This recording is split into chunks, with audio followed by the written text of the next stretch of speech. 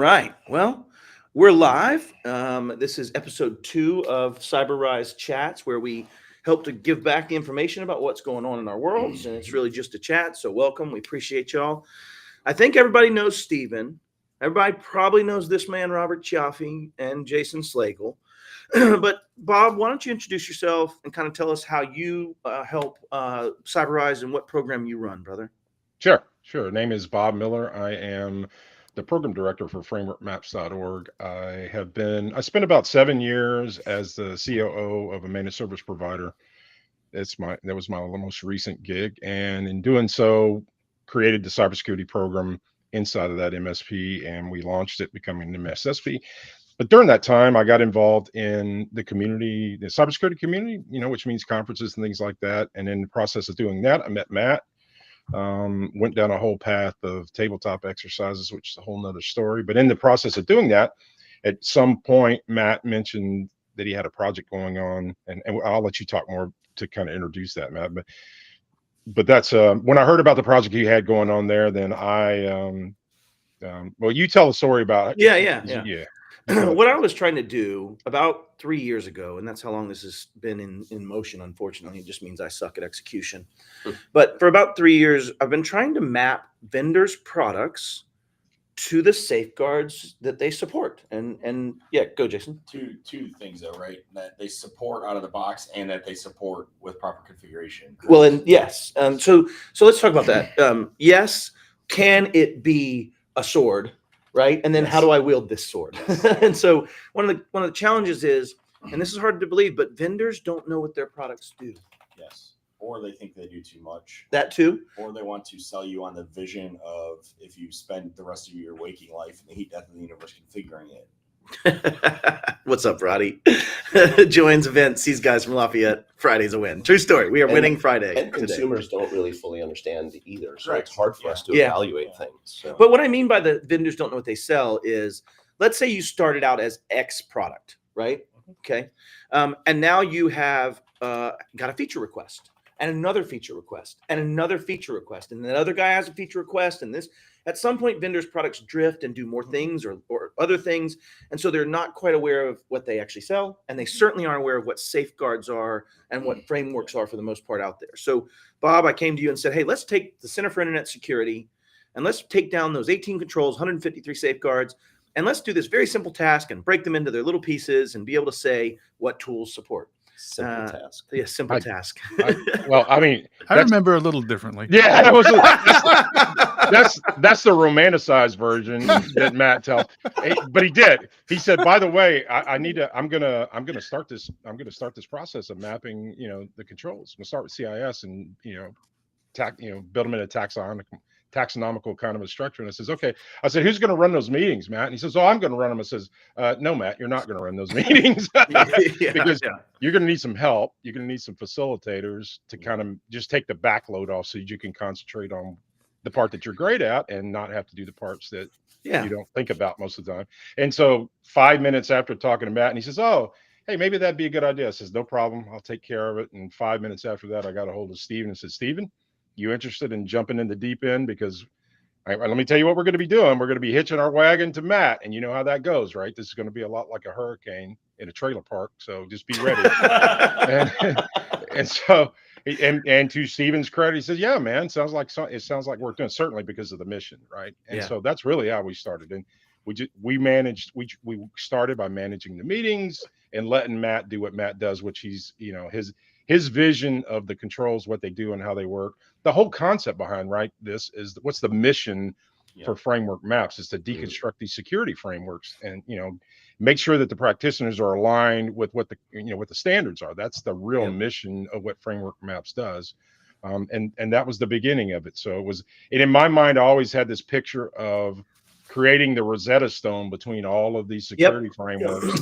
So that you could understand the context of one framework as it relates to the context of others. So if you were an expert in one, you could figure out the others. So but it's more important than that because you also map to where the products in our space fit into those. That's right. Well, Matt will tell you, Jason, the other vision I've always had from the very beginning was having those food safety labels on the side of our product that says, Right. "Hey, I fully do this. I partially do that." Yep. I support. Yeah, I mean, because Yeah. technically, and this is Visual. the example I use, an RMM can solve like 85% of them if you fully lean in and configure it correctly. It can Sure. do a line. Same thing with like an Emmy bot Yeah. or any type of automation, a Roost or Yeah. those. In fact, Right. without getting too in the weeds, a lot of those platforms, that's exactly what we had to say is, yeah, you can facilitate this or you can be a partial to this, Yep. but you need to give clear instructions. And so I don't want to make this a whole framework maps. If you're interested in more, join us. Please come and be part of framework yeah. maps. Bob needs more volunteers. Stephen needs us more volunteers for that. But some of the challenges we had to solve would be like those problems of, hey, vendor, tell us how you do that, and we can move Yeah. forward. How you do that was such a tragedy. Yeah. Yeah. Like, it's Well, so it was bad. unstructured, right? It was just Hold on. unstructured. Yeah. There was Yeah. no logic to the process, right? At That's all. right. That was That's the whole right. Well, they're point. going, guys, somebody actually asked how to do that thing we say we could do. We got to figure out how we're going to do it. a bit, but what we've done now and the steps we've gotten into are using AI and agents and MCPs Yeah. to give very curated data, very curated, we call them taxonomical elements. And the way we've approached this is you get to boil down a safeguard into its pieces that mean something. And that's what I mean when I say taxonomical elements. At some point, you look at another safeguard, and let's just say one safeguard over here in this other framework says two things in one, and they're related, but then this one only talks about one of those things and not two. We have to be able to boil it down into those really, lowest common elements, lowest common factors, and then see which factors are missing. And so we're building this giant group of all of these taxonomical elements that then can match up. When someone says asset inventory, it can only say asset inventory so many ways.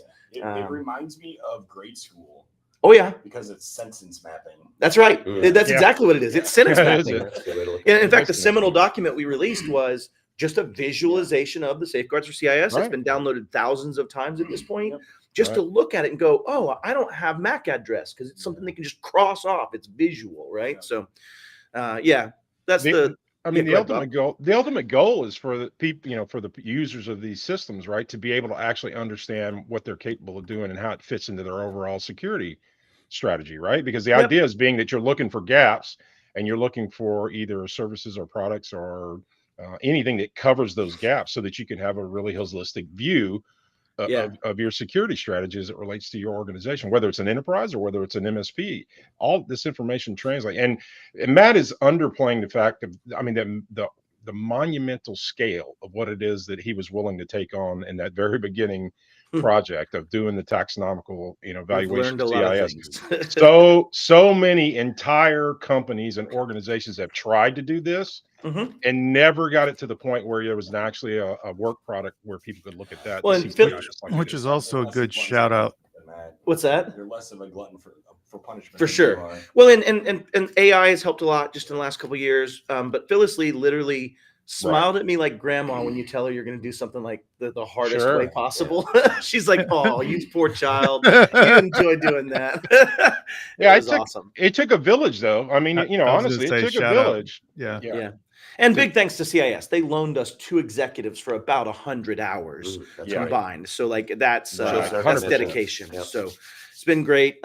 Just want to jump back to what Bob said is, from the practitioner perspective, very difficult to pick up something like CIS controls as easy and as well laid out as it is. And the beauty of that system, it's still difficult to go to a vendor and understand where they fit in. And I've been struggling with that for the last couple of years, and kind of fumbling through, and I'll say failing through, making sure that I've got the right elements covered. And CIS is the easy one. And Yeah. CIS Yeah. is easy. Yeah. That's- 100%. Yeah. Go try to do it like NIST CSF and see how that goes. Yeah, and I see a lot of people who Yeah. say that that's what they use, and I just sit there and kind of with my mouth shut, wondering how are they doing that, because They're not. they're Well, and I like to say maybe. that CIS is the how to NIST's what. Yes. Like if NIST says Yeah. thou shalt have an identity no. management practice, you're NIST- like, hey, have a list of accounts and write them down. Like, NIST is commandments. yeah, exactly. Yeah, Yeah. Thou shalt. That's why I Yes, started with a yes, thou yes. shalt. CIS is behavior. Yeah, well, it's very tactical and very tried to boil down into one single element.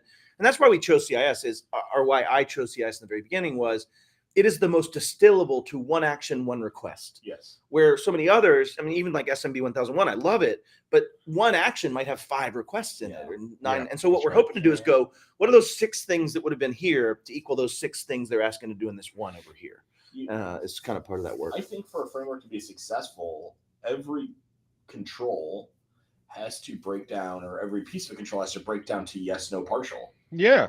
Like they're like, and I would actually argue to be really successful, it has to boil down to yes, no, and we can eliminate partial. Yeah, well, let's not get into a massive theory conversation because I can definitely go there. I have some thoughts on that. I just got sparked up. We have so much time for you to execute. Trigger words. That'll be tonight's.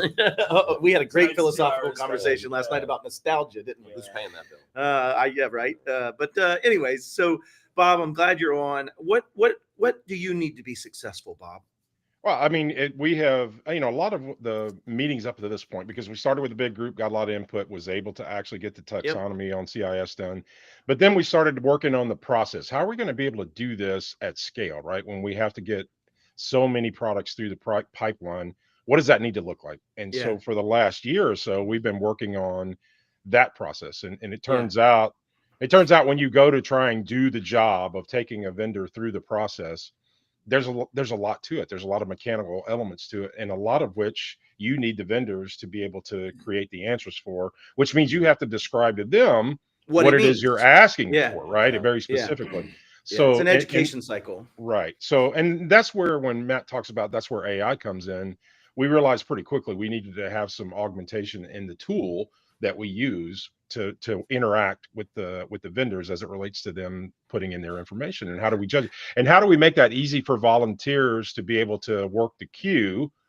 To be able to say, yes, I agree with that description of what you're saying, and yes, you provided the right amount of proof to say that you are either full or partial, or facilitate. So that's been a lot of it in the last year and a half, is getting the tools to the point where we can actually do this at scale. I do have to say, and I work for Pax8, so this is not disingenuous in the same statement, but Pax8 has lent us a lot of resources. We have 100%. Almost a full FTE that helps us with this.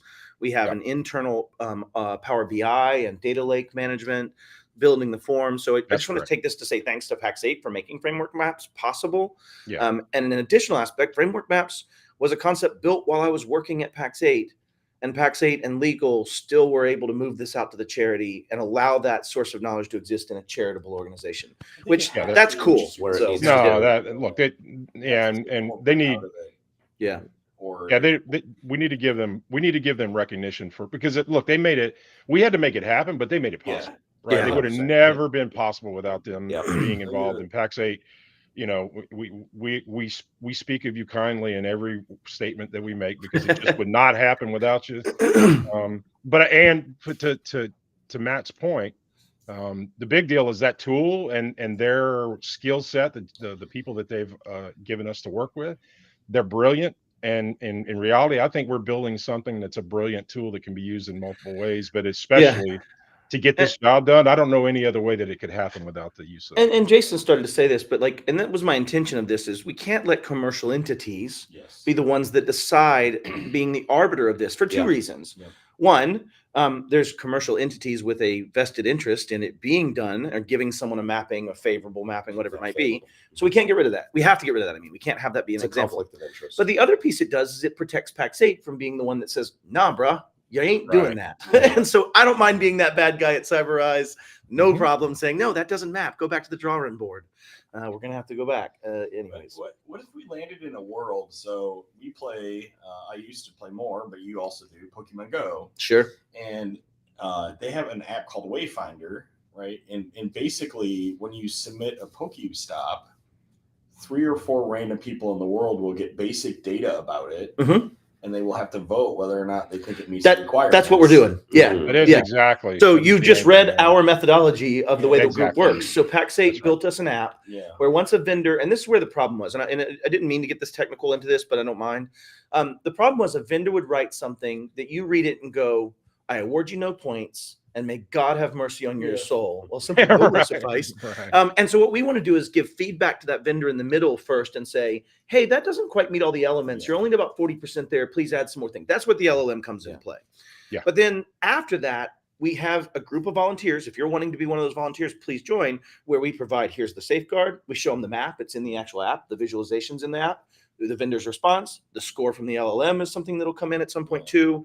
And now you can say, yeah, I agree with this. And you can even do a consensus model where we have 5 people look at it. So we're down that path. You're reading from the playbook. If you're interested, please join us. Right, Roddy said, I want to go back to Roddy's point. Yeah. To Bob's point, it took a village of people smarter than me to build a framework. True. Same. It's why I use one. The best defense you can have in court is to quote Mr. Gump, I'm not a smart man. It's why I follow a framework. And he's not wrong. When it comes to defensibility, Ohio was the first state. There are 7 other states and 29 with more legislation in place trying to go there to say, we're going to give you a safe harbor clause. If you can show that you were reasonably following a framework at the time of your breach, and I am saying breach here because it's what's in the law, then you can be held to no liability from a tort perspective or limited. And so how do you prove reasonability? I don't know, fucking understanding the framework and then showing you're doing it. That's kind of the intention of this. And so, Roddy, as usual, right on. Roddy's a fellow over at SureWeb. Love my boy, Roddy. Good to see you, buddy. Well, he's a Lafayette guy too, so that gives him a whole bunch of bonus points. A whole lot of bonus points. I wanted to say real quick is we did have in that initial push over 30 volunteers who spent many hours at the end of the year in December. So huge shout out and huge shout out to Veronica. And why December, Stephen? Oh, it's when I stopped traveling. That's when you stopped traveling. So this December, we're going to build up for a big push. We're probably going to get some real good work done this December on NIS2, SMB 1001, and CIS from finishing up what we're doing here from an MCP and LLM framework. But I'm excited about December, and I hope you are too. Yeah, we always are, because that's when you stop moving around and we can get a few things done. So yeah, we're always excited. I will say this, that we're just now to the point. So to your point, what we need, we have been working this tool quite heavily for the last 6-8 months. We're to the point now where we're going to go re-engage with those original volunteers and let them know that we're to the point ready. Where we can actually show them the tool and how it works. And we feel pretty good about being able to actually handle the job of marshaling these products through the pipeline. And there's more to do, but we are orders of magnitude better off than we were. And again, we're trying to minimize their time commitment and maximize the productivity through the app. pipeline, right? Yeah. And by the way, make asynchronous work possible. And I will say this, by the way, I think this hits on CyberRise's mission in the world. We're doing this as a community standard, right? This is a community standard that we're a part of. If we haven't figured out in the last 6 to 8 months that we are, as a community, are going to have to pick up other standards that are being dropped by other organizations in the world, we may as well get our mind around that fact, right? Because if we don't, if not us, who? We're either going to help build these and maintain them, or we're going to be subject to them. And we've already kind of seen how that goes. So my suggestion is that this is the beginning of a much bigger mission of the community actually helping build and maintain standards like this. So. Yep. Stephen, one of the things that you've now been a program director for, or been the executive director now for about a month, almost, right at a month and a half, something. Month and a half, yeah. What you got? Any updates? Anything you need? Anything that would help us and as an organization, or anything you want to share about where we're at? We've done. So I've now been able to meet with all 3. So I guess episode 3 will be introducing the third person. Woohoo! Tune in. 11 minutes. Oh yeah, we are. Look at that. We've also been able to submit for 4 grants so far. So we'll see how that goes. Obviously, if you know of grants that would suit us, please tip us to that point. That would be awesome. And we'll be putting together, or I guess not putting together, kind of putting the finishing touches on a deck so we can start talking to some of the corporate folks as well for donations. If you are a corporate entity that's watching this or involved in the leadership of a corporate entity that's leading this in the channel, like, we'd love your support in any way. It doesn't always have to be money. We can take a lot of different resources. For example, Stretty provides us with a great price on managing our EOS. We have Threat Captain has given us in financial consideration, GTIA and financial, and also other ways. PAX 8 as an external, and then Exigence with Noam Morgenstern and team. And so, if you're interested in being part of this and helping us, we'd really always welcome any help, volunteer that you are willing to do. And one update I do have from Kat, we have stickers. Hey! So stickers are showing up at my house, the first batch of them. And I actually haven't said this to anybody, but I kind of because I feel so bad about not getting our sticker club their stickers, I haven't stickered my stuff. So I bought 2 new laptops, and I'm punishing myself by not putting any real stickers on. I have hundreds of stickers. And the reason is I'm going to do a live stream in the next couple weeks, or we are, where we actually let the Patreon members that are part of our sticker club pick out the stickers out of my box before I get access to them. So I'm contrite. I apologize. We're going to get you your stickers, but I've got about 8 stickers coming that we're making, and then you guys can pick out one by one whatever you want out of my bucket, and then afterwards I'll put stickers on my laptop. As I recall, Jason jumped in on that too, right? Yeah, I have some stickers. Yeah, and I don't nearly as many as he does, but yeah, we have CyberEye stickers. A group of 6 or 8 for the initial batch. We have another batch that Tara Rummer from ImiBot kindly created for us that we'll likely do a second run of them. But yeah, everyone will get those stickers. And then Matt's weird sticker auction. Matt's weird sticker auction. That's what we're gonna call it. We're gonna do a sticker auction. I have. Do you remember the beard shave? Yes. I have 3 coins. Oh. I have 3 numbered coins left that people didn't pick up after we got them to them. So I have 3. And so we might actually do that and auction off those coins. Yeah, that'd be fun. The silent auction on the coins would be a blast. So how can you get involved that aren't corporate? Volunteer. One of Josh's points, Josh Hobein, brilliant human. Ask when our next meeting is. Create volunteer@cyberrise.org is the email account. That's an distro list that comes to us. Yeah, it doesn't exist yet. Doesn't exist yet. Don't email yet. We'd have to set that up. We could. We're also probably eventually having volunteer management systems, all those things. We want to be pretty transparent. So that's why we're doing these type of streams, is if you're interested in following along, we'll talk about our world and what's going right, what's going wrong as we go. And can I just emphasize that point a little bit? I get a lot of people who will ask about volunteering, especially once I do a public presentation about something. And just huge apologies for just not having that in place yet, but we are still. We should really just put an interest form up that just goes to some database on the back end so that we have a collection. We hear you. We know you're out there. We know that you're willing to participate. That's awesome. Yeah, we just made Steven's got a new task. This is awesome. But we've heard your voices individually and online, and just keep the interest up. We'll make sure that we get that information out there and start collecting that information, because we cannot execute on all of this, right? Just like, Matt, you self-deprecated a little bit earlier about not being able to execute. You can't execute on this stuff because it's too big for one person to do so. And we all doing several other things, right? We've all got full-time jobs. In full disclosure, when Matt said that, I sent a note to Bob saying, "Yeah, that's why we're here." Fair. That is true. By the way, we did thank some people before, but Bob, officially thank you for stepping up into this role. Because it's massively important. You're a super smart guy. You're very community oriented. You're the right material for this, and there's no way that this can come to fruition without people like you. Yeah, well, there's a lot of great people in this. Danny Banks. There's a whole crew of individuals I love Danny so much. Yeah, who are giving out. But it's an honor to be counted among you. And we're doing things that I think that are, the right. My dad always say, look, do shit that matters. So that's what we need to do, right? We should also sell tickets to a Bob concert. Oh, Bob concert where he plays guitars. I want to see him play that multicolored one over his right shoulder. That's a nice one. That's Al Di Meola. That's PRS. Yeah, no refunds though. That's just I'm just saying. So to kind of hit on Josh's question, I don't think we actually have the next volunteer meeting, but if you join the Discord, which I think Josh is already on, and if you need to join, reach out to Bob or myself. There's a Discord server for CyberEyes as a whole.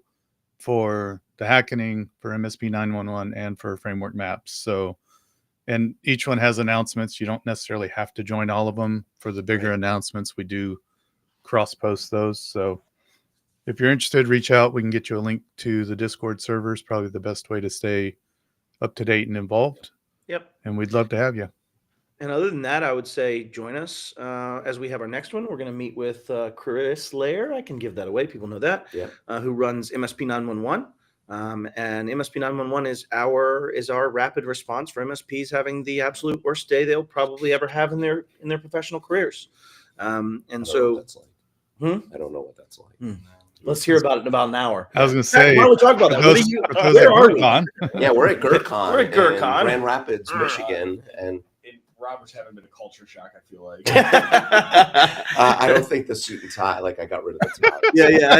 You I would have worn a t-shirt. It's the shoes. I mean, I am though. wearing a t-shirt. Yeah, I was thinking about taking the button It's down. the No, you'll shoes. be all right. Just go with Check the his all shoes black. out. But yeah, I'm here to talk about present my Rising from the Ashes story. But I really love, while it is a little bit of a culture shock, I call these events sort of MSP centric adjacent, right? So I've been going to a couple of them, sort of outside of directly MSP. So I'll put this in, at least in my bubble or my world, this is an adjacent event.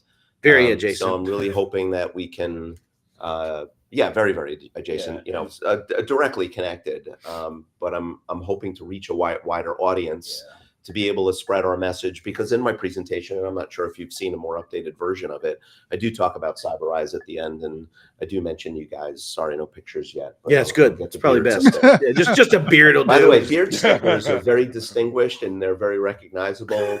When you see the stickers about me, it's like you're like, who is this plain looking dude? And where's his mustache? What? It flew away. Oh man, no, I'm excited about I it. think there's lessons that our events can learn from this. Like, I don't think the MSP space can run an event that's quite as. Hey, Jason, will you tap my badge and get a lead? Yeah. Oh wait, no, it's a 3D printed skull. Yeah, There's no name on it, right? Like, it's this a is our bracelet. badge, and when This you is think my about badge. that in the MSP space, Yeah. everything's about capturing that lead and ensuring that. And in this space, the way they handle it is, if we have good conversations and it helps people move forward, great. And it's just a little different vibe. It's Yeah. the way it used to be like 20 years for 15, 20 years ago for us. So, anyways, love y'all. Appreciate everybody being here. Join us, help us make the movement work, and appreciate y'all. See you next time. Live long. and Thanks, prosper. all. Bye, everybody.